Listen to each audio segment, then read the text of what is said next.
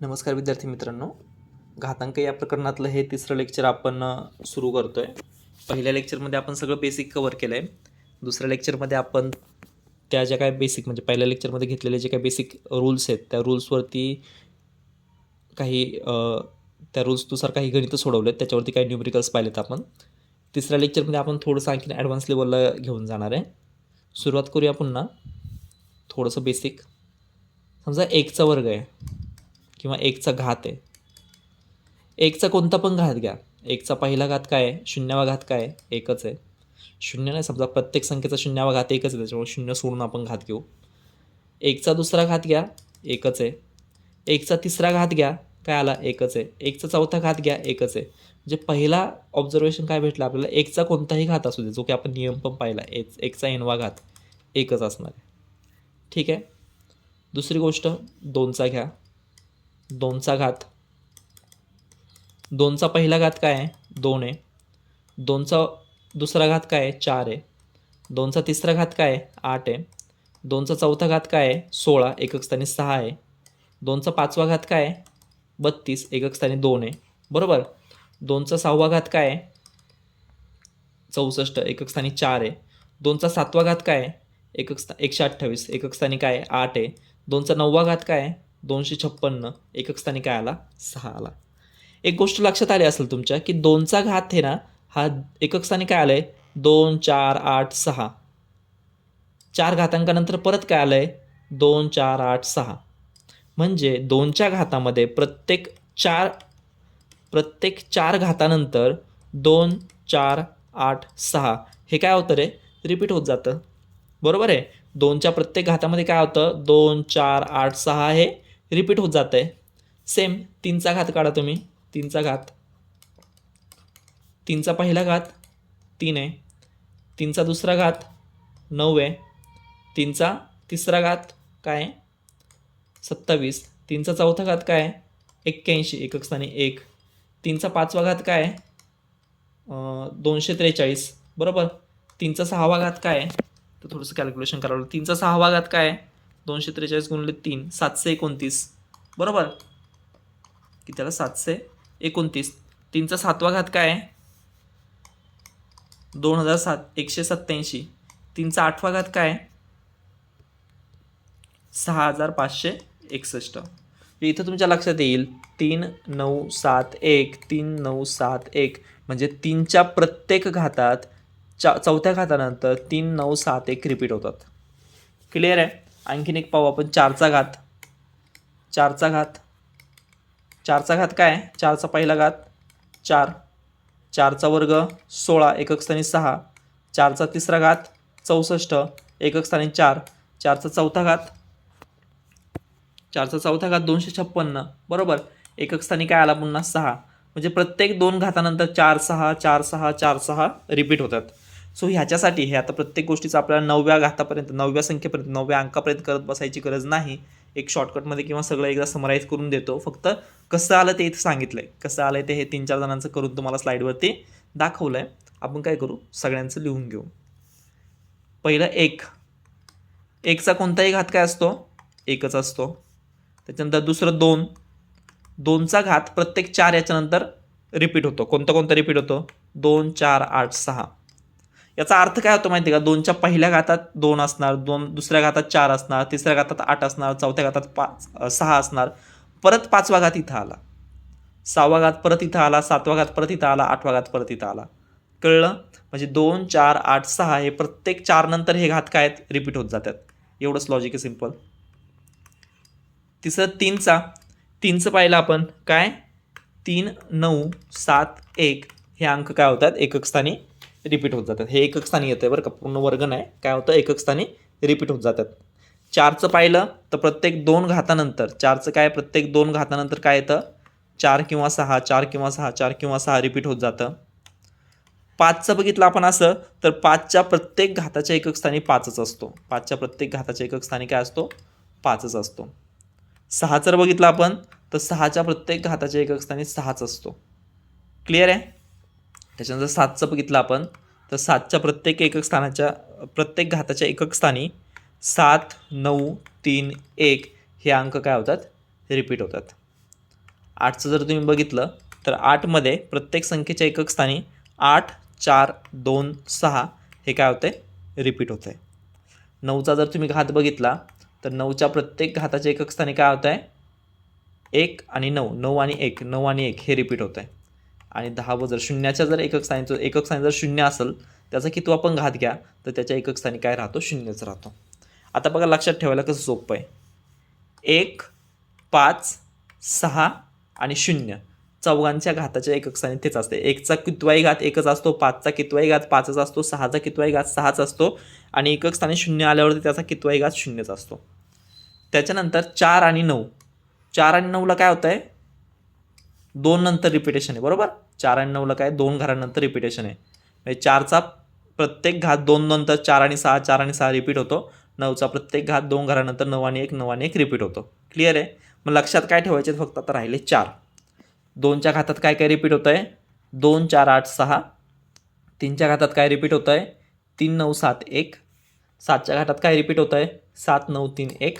आणि 8च्या घातात काय रिपीट होतं आहे 8, 4, 2, 6. ठीक आहे.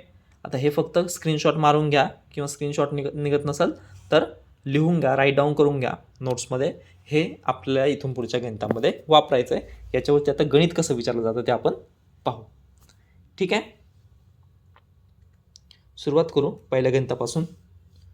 221चा 99वा घात अधिक 503चा 101वा घात च्या एकक स्थानी काय असेल. क्लिअर आहे. आता दोघांचा एकक स्थान आपण सेपरेट काढून घेऊ. इथे एकक स्थानी काय आला आहे 1 आला आहे. 1चा 99वा घात, 1चा 99वा घात अधिक इथे एकक स्थानी काय आला आहे 3 आला आहे. 3चा 101वा घात.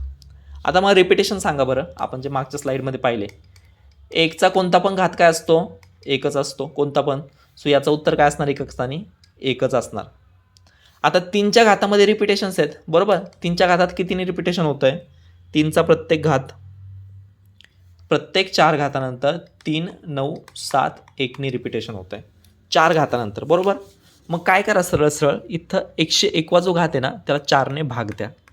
101 भागिले 4 करा. कितीचा भाग गेला 25चा भाग गेला. बाकी काय राहिली बरे 25 चौक 100 बरोबर. बाकी राहिली 1. बाकी जेवढी उरली ना तितवा घात घ्यायचा. किती बाकी उरली 1 बाकी उरली ना. पहिला घात घ्या 3. ते झालं त्याचं एकक स्थानचं उत्तर. कळलं.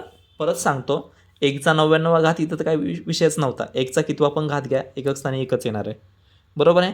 आता 3चा घात रिपीट कितीने होतो आहे 3, 9, 7, 1. 3, 9, 7, 1 याच्याने काय होतं आहे रिपीट होतो आहे. आता आपल्याला काढायचा आहे कितवा घात 101वा घात. आता हे 2नी जर रिपीट असतं तर आपण याला 2ने भाग दिला असता. 4ने रिपीट होतं आहे म्हणून आपण त्याला 101ला 4ने भाग दिला. आता 101ला 4ने भाग दिल्यानंतर कितीचा भाग गेला 4 दुने 8 खाली राहिले 2, 1, 4 पंचे 20 खाली राहिला 1.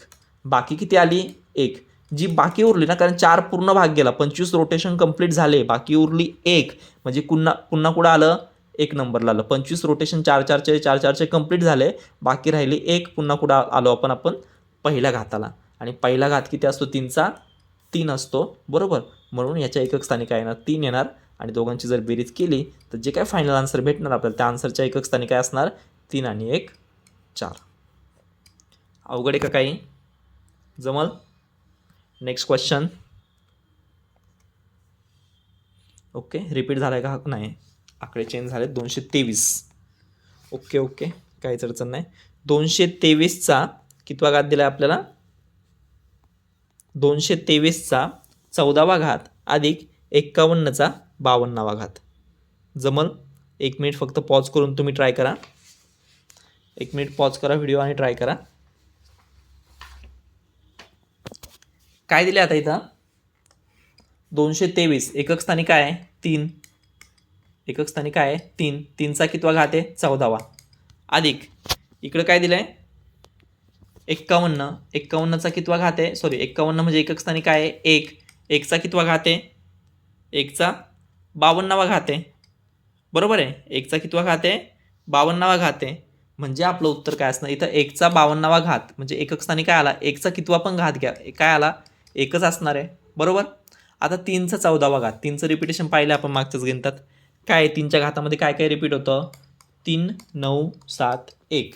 3 9 7 1 हे काय होतं रिपीट होत जातं बरोबर. 3 9 7 1 काय होतं रिपीट होत जातं. मग आता आपल्याला काय करायचं आहे 3 9 7 1 काय होणार आहे रिपीट होणार आहे. मग काय करा कितवा घात काढायचा आहे 14वा घात. 4चं रिपिटेशन आहे ना मग 14ला 4ने भाग द्या. 4चं रिपिटेशन आहे 14ला 4ने भाग द्या. कितीचा भाग गेला 14ला 4चा भाग. 4 1 4 4 3 12 बाकी उरली 2. बाकी किती उरली 2. क्लिअर आहे. आता 2 बाकी उरली ना मग दुसरा घात घ्या. 2 बाकी उरली याचा अर्थ काय झाला 4 4चे 3 रिपिटेशन होऊन गेले. आता बाकी काय उरली 2 म्हणजे दुसरा घात. दुसरा घात कोणता आहे आपला 9. 9 अधिक 1 करा. किती आलं 9 अधिक 1. 9 कुठून आले इथून आले. 1 कुठून आले इथून आले. 9 अधिक 1 किती 10. एकक स्थानी काय आला 0. प्रश्न काय विचारला आपल्याला हे जे काय 223चा 14वा घात अधिक 51चा 52वा घात च्या एकक स्थानी कोणता अंक असेल तर एकक स्थानी कोणता अंक असेल इथं 0. क्लिअर आहे.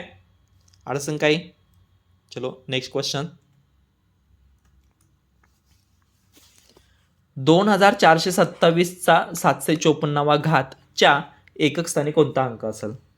2427चा 754वा घात च्या एकक स्थानी कोणता अंक असेल. कसं करणार इथं एकक स्थानी काय आहे 2427च्या एकक स्थानी काय आहे 7 आहे. 7चा कितवा घात घ्यायचा आहे आपल्याला 754वा घात. क्लिअर आहे इथपर्यंत. आता काय करायचं आहे 754वा घात 7चे रिपिटेशन सांगा मला. पाहिलं तर आपण लेक्चरची सुरुवातच तिथून केली आपण. 7चे रिपिटेशन काय काय आहेत 7चे रिपिटेशन 7 9 3 1. 7 9 3 1 बरोबर. 7चे रिपिटेशन किती होतात 7 9 3 1 हे होतात बरोबर आहे. आता काय करा कितवा घात काढायचा 754वा. 754ला 4ने भाग द्या. 4ने का कारण 4 नंतर रिपीट होतं ना म्हणून 4ने भाग द्या. 2ने रिपीट होत असतं तर 2ने भाग दिला असता. 7 1 4ने भाग द्या. 4 1 4 खाली राहिले 3 35. 4 8 32 खाली राहिले 3 वरतून आले 4 34. 4 8 32 खाली राहिले 2. बाकी किती आली 2 आली. बाकी किती आली 2 बरोबर. बाकी 2 आली म्हणजे कितवा घात घ्यायचा आपण दुसरा घात घ्यायचा. बाकी 2 आली ना मग घात कितवा घ्यायचा दुसरा घ्यायचा. सो पहिला घात 7 आहे दुसरा घात काय आला आपला 9 म्हणजे याच्या एकक स्थानी काय असणार दुसरा घात म्हणजे 9. एवढं सोपं आहे. क्लिअर आहे. आय होप सगळ्यांना समजत असेल. काय अडचण आली तर पहिल्यापासून पुन्हा एकदा व्हिडिओ पहा. ठीक आहे. फक्त हे जे रिपिटेशन्स आहेत ना हे पाठ करून ठेवा कशाचे रिपिटेशन काय काय आहेत. आणि अशा प्रकारचे प्रश्न हे एक्झाममध्ये IMP म्हणून विचारले जातात म्हणजे जातातच. ठीक आहे. पुढचं गणित पाहू. 34चा 325वा घात मध्ये एकक स्थानचा अंक काढा. 34चा 325वा घात याच्यामध्ये एकक स्थानचा अंक काढा. काय करणार आपण 34चा 325वा एकक स्थानी काय आहे 4. 4चा 325वा घात. ठीक आहे. आता 4चे रिपिटेशन सांगा बरं मला. 4चे रिपिटेशन 4चा पहिला घात काय आहे 4 1 4. दुसरा घात 4 4 16 एकक स्थानी 6. 4 6 4 6 रिपिटेशन होत आहे. रिपिटेशन कितीने होणार आहे 2नेच होणार आहे बरोबर. मग आता काय करा 325ला 2ने भाग द्या. 325ला 2ने भाग द्या. बेक बे बेसक 12 सॉरी बेक बे डायरेक्ट भाग दिला मी. बेक बे किती आलं इथं बेक बे वरतून 2 बेसक 12 12 12 गेले वरतून आले 5 बे दुने 4 खाली राहिला 1. बाकी किती आले आपली 1. क्लिअर आहे. आता बाकी 1 आली म्हणजे काय बाकी 1 म्हणजे काय पहिला घात घ्यायचा आहे. बाकी 1 आली म्हणजे कितवा घात घ्यायचा आहे पहिला घात घ्यायचा आहे. क्लिअर आहे. मग पहिला घात सांगा किती येतं 4 बरोबर आहे. म्हणजे ह्याच्या एकक स्थानी काय आलं 4. एवढं सोपं आहे. येईल लक्षात. आय होप सगळ्यांना समजतोय हा टाईप. एवढं असं खूप जास्त अवघड असं पण नाही आहे. थोडीशी प्रॅक्टिस करा. थोडंसं मागचं लेक्चर पुन्हा रिवाइंड करून पहा. पुढचं गणित घेऊ आपण. काय दिलं आहे पुढचं घनमुळात 5चा 4n वजा 1वा घात बरोबर 5चा वर्ग. आता वर्गमूळमध्ये पाहिले आपण वर्गमूळात जर एखादी संख्या दिली असेल तिचं वर्गमूळ कॅन्सल करण्यासाठी काय करतो आपण वर्ग करतो. वर्ग आणि वर्गमूळ कॅन्सल आउट होऊन जातं बरोबर.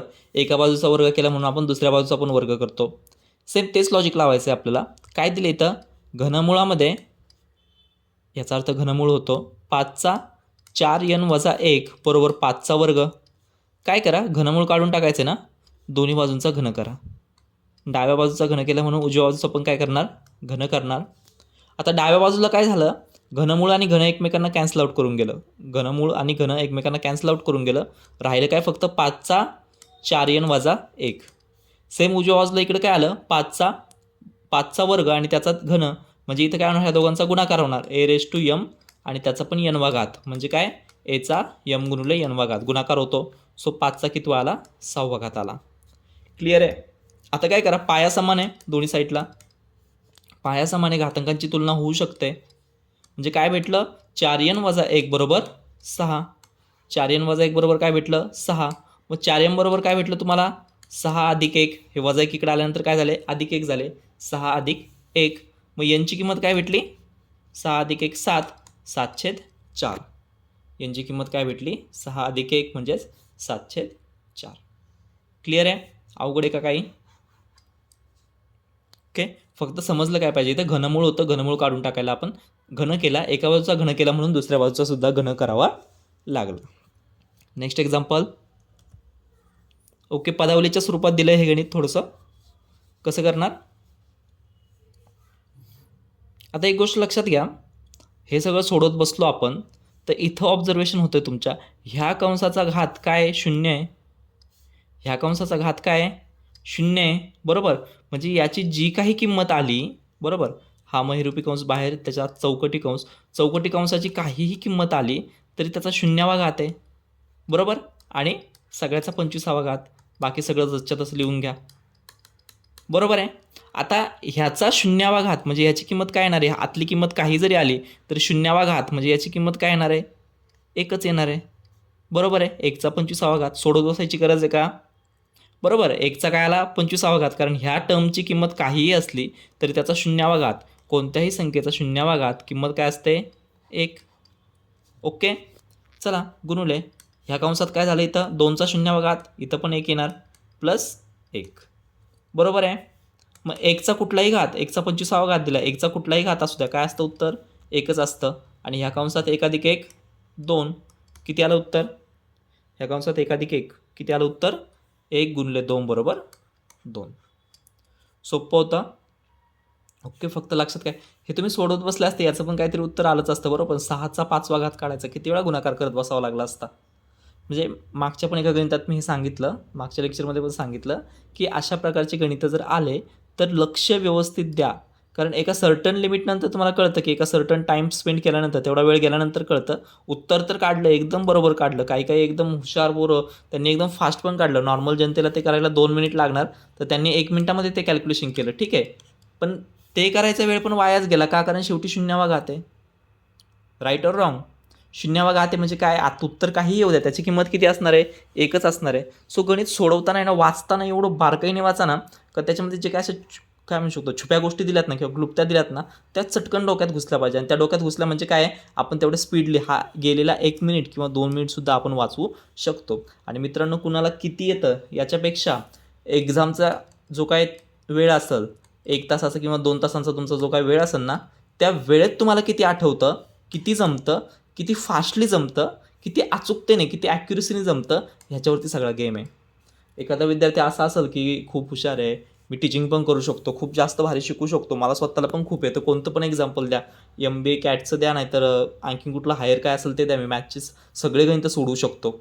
आणि एक्झाममध्ये गेल्यानंतर तो जर ब्लँक होत असेल, एक्झाममध्ये गेल्यानंतर जर कन्फ्यूज होत असेल, इथं हा फॉर्म्युला वापरायचा का तो फॉर्म्युला वापरायचा आहे, तर त्याचा काहीही उपयोग नाही. परंतु एक ॲव्हरेज मुलगा आहे, खूप जास्त हे नाही, कन्सेप्ट त्याच्या एकदम क्लिअर आहेत, टाईम पण त्याला थोडासा ॲव्हरेज टाईम लागतो, ॲव्हरेजपेक्षा थोडंसं वर खाली टाईम लागतो त्याला. तर असा मुलगा जर कन्सिस्टंटली सगळे एक्झाम्पल सॉल्व्ह करून येतोय, वेळेचं प्रॉपर मॅनेजमेंट करतोय, तरीसुद्धा त्या पहिल्या सगळं येणाऱ्या मुलापेक्षा सिलेक्शन कुणाचं होणार आहे, याचं होणार आहे. सो स्टडी करणं, गोष्टी येणं, हे जेवढं महत्त्वाचं आहे तेवढंच at the time of examination मॅनेजमेंटसुद्धा काय खूप महत्त्वाचं आहे, बरोबर. तर ते मॅनेजमेंट याला अगोदर प्रॅक्टिस पण खूप जास्त करावी लागते, तो वेगळा भाग आहे, बरोबर. चलो नेक्स्ट एक्झाम्पल. चला, आता थोडंसं बदललं आहे पॅटर्न परत, आता पर्याय पण दिलेत आपल्याला, काही हरकत नाही. जर m आणि n या पूर्ण संख्या असतील, ओके, पूर्ण संख्या दिल्या, हे थोडंसं हायलाईट करतो, आणि mचा n वा घात बरोबर 225 असेल, तर m-3चा n अधिक 1ची किंमत सांगा. काय विचारलं आहे? यम आणि एन ह्या पूर्ण संख्या आहेत. पूर्ण संख्या म्हणजे काय? 1 2 3 4 5 बरोबर. अपूर्णांक नाही आहेत त्या 1/2 2/3 असं नाही आहे, बरोबर का नाही? आता मला सांगा m⁻n म्हणजे कोणत्याही संख्येच्या घातात असा सांगा, कॉम्बिनेशन सांगा का 225 येतं. आता 225 यायला एकक स्थानी काय आहे? 5 आहे. म्हणजे जी मूळ संख्या यमच्या पण एकक स्थानी काय असला पाहिजे? 5 असला पाहिजे. चला आपण 5चे कॉम्बिनेशन मांडू. 5चा पहिला घात 5, 5चा वर्ग 25, 5चा घन 125, 5चा चौथा घात 625. याच्या पुढे जाऊन तर काय फायदा नाही. 225ला क्रॉस केला आपण. येतोय का कुठं 5च्या याच्यात? 5चा येत नाही. मग आता आपल्याला काय 15 नाही तर 25 ट्राय करावं. एकक स्थानी 5च आहे ना. एकक स्थानी 5 आहे म्हटल्यावरती हेच ट्राय करत जाणार आपण, बरोबर की नाही? दुसरं काय लॉजिक लावणार नाही. क्लिअर? कळतंय? लॉजिक शोधायचं कसं हे पण एक प्रकारचं काय म्हणतो आपण त्याला, थिंकिंग पण खूप महत्त्वाचं आहे. अचानक साक्षात्कार नाही होणार तुम्हाला. 225ची पुढे अचानक नाही कळणार. इथं ट्रिक काय आहे? एकक स्थानी 5 आहे म्हणजे आपण 5 एकक स्थानी असलेले, कारण 5च्याच एकक स्थानी ना आपण लेक्चरच्या स्टार्टिंगलाच पाहिलं आहे. 1चा वर्ग 1चा कुठलाही घात असू द्या एकक स्थानी 1च येतो. 5चा कुठलाही घात असू द्या एकक स्थानी 5च येतो आणि फक्त 5च्याच घातामध्ये 5 येतो, बरोबर आहे? म्हणून आपण 5 झाला तर 15ला ट्राय करू. 15चा पहिला घात 15, 15चा वर्ग 225, बरोबर आहे? आपण 25चं पण ट्राय करू. 25 एक 25, 25चा वर्ग 625. आता ह्याच्या पुढे जाण्यात काय मजा नाही. 35चं जरी म्हटलं तरी ते आता संख्या एक्सीड करायला लागल्या, 225पेक्षा पुढे जायला लागल्या, बरोबर? म्हणजे कॉम्बिनेशन काय भेटतंय आपल्याला? 15चा वर्ग बरोबर 225. 15चा वर्ग बरोबर काय? 225. हे कम्पेअर करा.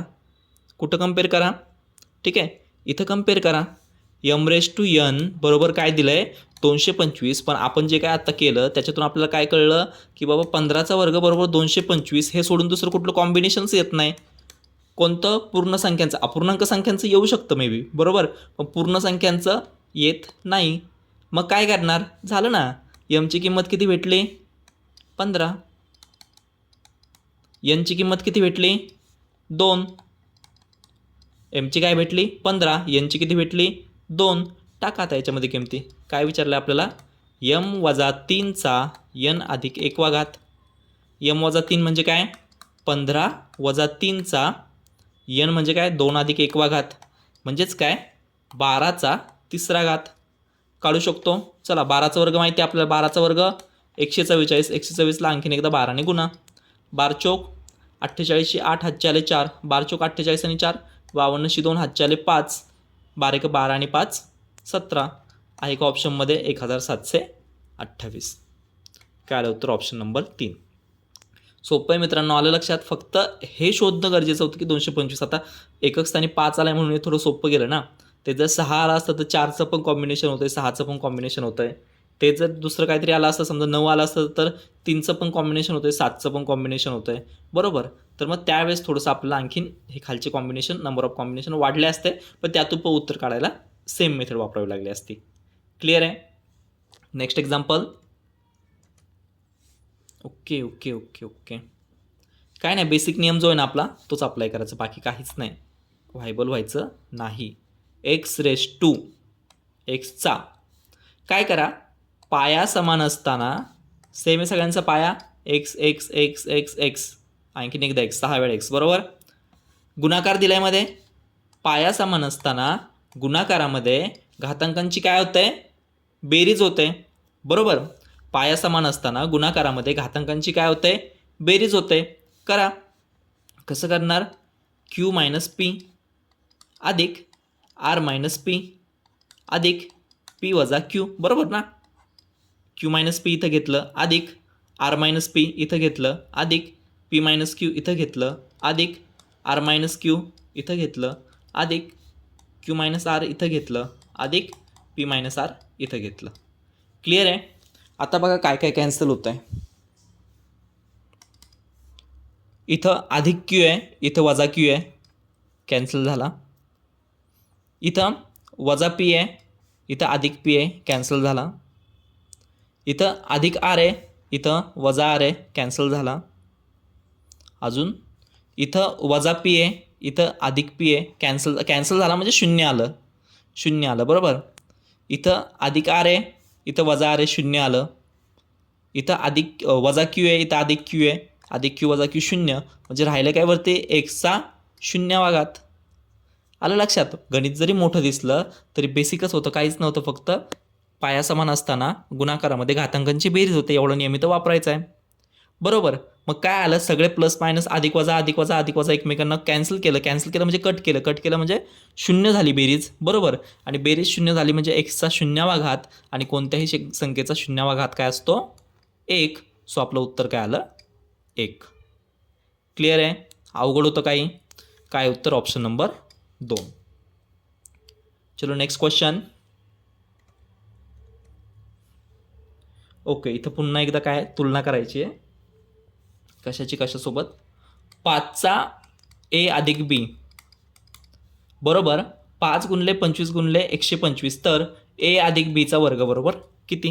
म्हणजे ए अधिक बीची किंमत आधी आपल्याला काढावी लागणार, त्याचा वर्ग विचारला आहे. कसं काढणार, चला इथं 5 इकडं 5 आहे बरोबर, म्हणजे ह्या पण सगळ्या संख्या 5च्या घाताच्या पटीत असल्या पाहिजे किंवा 5च्या घाताच्या स्वरूपात मांडता आल्या पाहिजेत. इथं काय 5चा काय नाही म्हणजे पहिला घात आहे, गुणुले 25 म्हणजे काय 5चा वर्ग, गुणुले 125 म्हणजे काय 5चा घन. क्लिअर इथपर्यंत. आता काय करा, इकडं पाया समान आहे, गुणाकार आहे, घातांकांची बेरीज करा. काय आलं, 5चा ए अधिक बी बरोबर 5चा, इकडं बेरीज किती आली, 1 अधिक 2 अधिक 3. क्लिअर आहे. म्हणजे काय भेटलं तुम्हाला, 5चा ए अधिक बी बरोबर इकडं काय भेटलं, 5चा 1 आणि 2 3, 3 आणि 3 6. क्लिअर इथपर्यंत. आता काय करा, दोन्ही साईडला पाया समान आहे, 5 5 घातांकांची तुलना करू शकता. ए अधिक बी ची किंमत किती आली, 6 बरोबर आहे. पाया समान घातांकांची तुलना केली, ए अधिक बीची किंमत किती आली, 6 आली. आपल्याला विचारलं काय, ए अधिक बी वर्ग करा. 6चा वर्ग किती आहे, 6चा वर्ग किती आहे. ऑप्शन चुकलेत का काही, एकदा जस्ट चेक करून घेऊ द्या मला.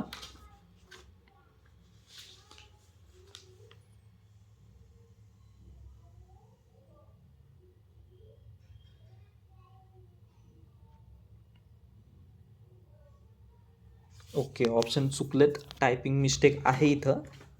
ऑप्शन दुसऱ्याच प्रश्नाचे दिलेले आहेत, खालच्या प्रश्नाचे.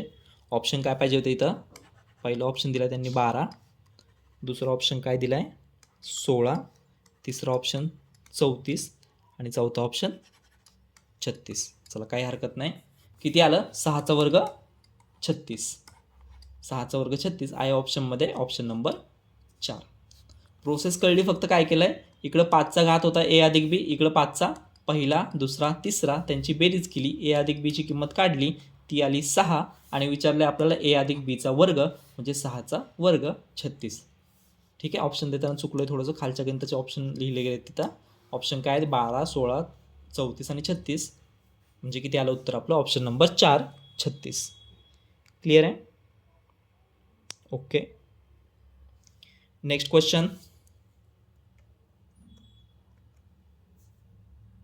ओके, शेवटचा क्वेश्चन आहे हा, म्हणजे ह्या क्वेश्चनसोबत आपला हा चॅप्टर पण संपतोय, हे लेक्चर पण संपतोय आणि हा चॅप्टर पण संपतोय. सेम टाईप आहे. जर ए वजा ए 3चा ए वजा बी वा घात बरोबर 3 गुणिले 27 गुणिले 9, तर ए वजा बीचा तिसरा घात किती, हे शोधायचं आहे आपल्याला. सरळ सरळ मांडून घ्या.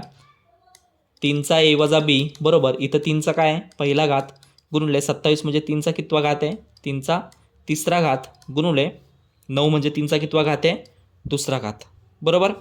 पाया समान आहे, घातांकांची बेरीज करा. 3चा ए वजा बी बरोबर काय भेटलं, इकडं 3चा 1 अधिक 3 अधिक 2 बरोबर आहे. 3चा ए वजा बी बरोबर 3चा इकडं किती भेटला, 6वा घात. पाया समान आहे, घातांकांची तुलना करू शकता, म्हणजे ए वजा बी बरोबर काय भेटलं तुम्हाला, 6 भेटलं. काय विचारलं तुम्हाला, ए वजा बीचा घन विचारला आहे. ए वजा बीचा घन बरोबर 6चा घन म्हणजे किती भेटलं तुम्हाला उत्तर, 216. आहे का आता ऑप्शन बरोबर दिलेत का, दिलेत बरोबर. काय ऑप्शन, ऑप्शन नंबर 3 216. क्लिअर आहे. सो अशा प्रकारे हा चॅप्टर या ठिकाणी संपला आहे आणि बऱ्यापैकी बेसिकचे चॅप्टर्स पण संपलेले आहेत. पुढच्या लेक्चरपासून जे काही सरासरी वगैरे ते टॉपिक असतील ते सुरू होतील. सो ह्याच सिक्वेन्समध्ये लेक्चर्स पाहणं चालू राहू द्या. मी अगोदर पण सांगितलं आहे, भरपूर जणांनी हा प्रश्न मला विचारला होता. कोणी समोर भेटल्यावर विचारलं, कोणी व्हॉट्सअपवर विचारला आहे की सर जे IMP आता एक्झाम चालूच आहेत, एक्झाम आली आहे, मला टाईम अँड वर्कमध्ये प्रॉब्लेम येतो आहे, कोण म्हणते की मला शेकडेवारीमध्ये प्रॉब्लेम येतो. सो मी डायरेक्ट तो व्हिडिओ पाहतो, नंबर ऑफ व्ह्यूज तुम्ही जास्त ठेवा. सो ठीक आहे, तुम्हाला एकदा ते व्हिडिओज पाहायचे तुम्ही पाहू शकता.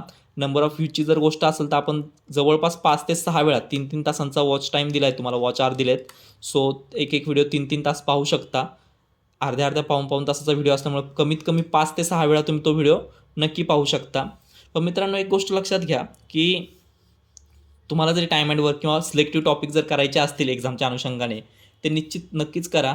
पण एकदा तरी 3 मंथमध्ये आहे ना, एकदा तरी हा कोर्स स्टार्ट टू एंड पूर्ण पहा. त्याने फायदा काय होणार माहिती आहे का, की एक डिझाईन करतानाच गणितांच्या लेवलपासून किंवा प्रकरणं कशानंतर काय ॲड करायचं आहे, कन्सेप्ट कशा क्लिअर करायच्यात, ती रचनाच अशी केलेली आहे ना की ते मुलाला एकदम बेसिकपासून आहे ना ॲडव्हान्सपर्यंत घेऊनच जाणार आहे. त्याच्यामुळं नक्कीच हा व्हिडिओ किंवा हे कोर्स संपवताना स्टार्टिंगपासून शेवटपर्यंत पूर्ण कोर्स संपवा. एकदा तरी असं पण वॉच करा, डेली तुमच्या अभ्यासाचं नियोजनामध्ये ते बसवा. कसं बसवायचं, डेली 1 तास द्यायचा आहे, 1.5 तास द्यायचा आहे की 2 तास द्यायचा आहे, ते देऊन तुम्ही ते बसवा आणि त्याच्यानुसार बेसिकपासून किंवा फर्स्ट लेक्चरपासून तर लास्ट लेक्चरपर्यंत कंप्लीट करा. नक्कीच तुम्हाला काय होणार आहे, जास्त फायदा होणार आहे. ठीक आहे, तर हे लेक्चर आपण या ठिकाणी थांबूया. हा चॅप्टर पण या ठिकाणी संपला आहे. नेक्स्ट चॅप्टरमध्ये नेक्स्ट टॉपिक स्टार्ट होईल.